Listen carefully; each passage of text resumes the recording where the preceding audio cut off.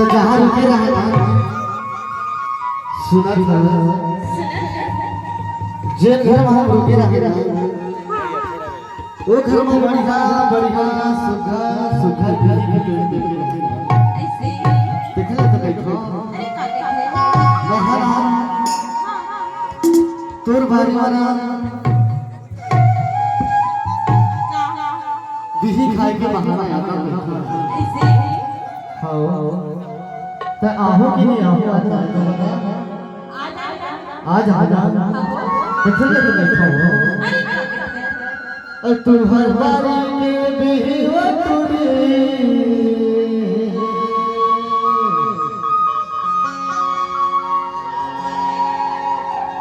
अरे भरे हवा लुट जो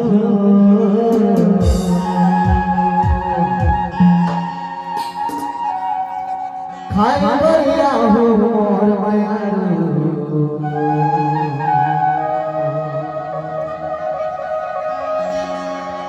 अरे लगे हवा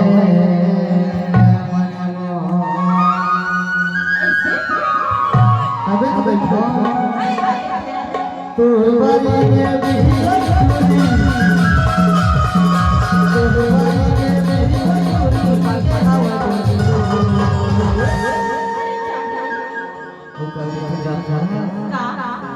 खाई बढ़िया हो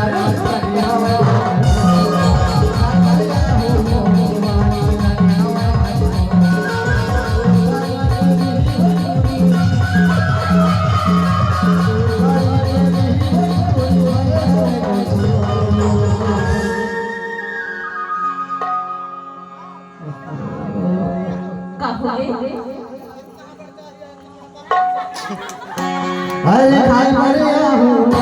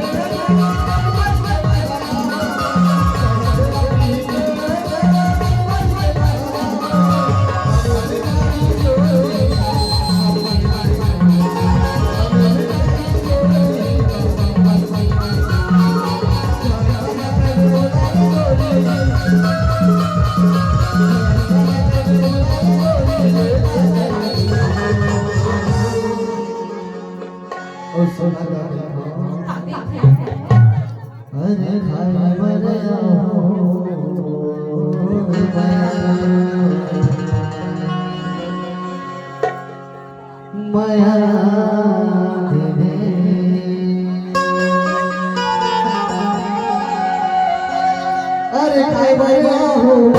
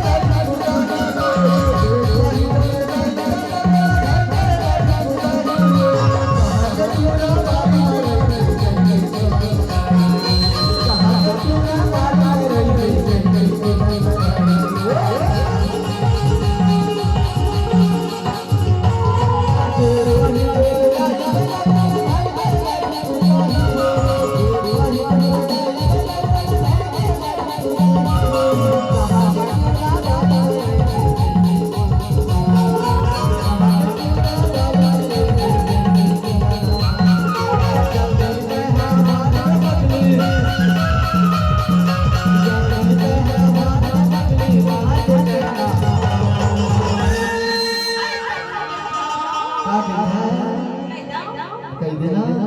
कैसे जी ए तो ये कौन बैठा अब पीछे वाले एक कठवा ना ऐसा ही हाथ उठा के दो ताली बजाओ बता कैसे जी मैं कठवा एक पीछे वाले आओ लेके तभी तो बैठा का बैठा